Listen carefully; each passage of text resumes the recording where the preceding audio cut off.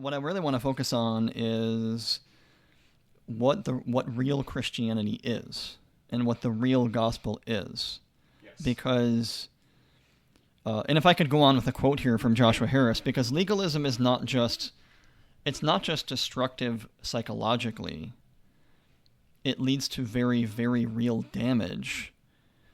He goes on to say, and then we left our denomination, and right at that time, our church and the movement was hit with a lawsuit related to sex abuse. And it was just total chaos, he says. I'm quoting Joshua Harris now.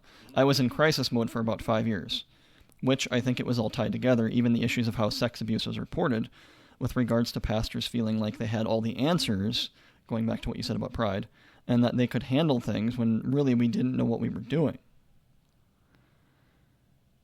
So legalism and these kinds of scandals are tied together. Yes. To get back to the whole idea of merit and rule keeping, by simply doing more putting forth more religious effort and keeping more rules does absolutely nothing to change you on the inside.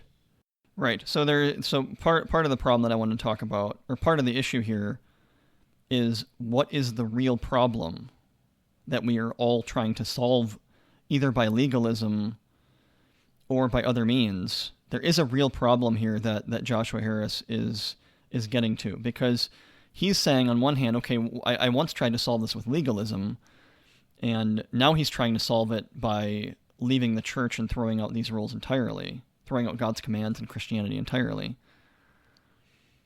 And so we need to talk about during this podcast about what the real problem is, and how to solve it, and that will lead us into what the real gospel is.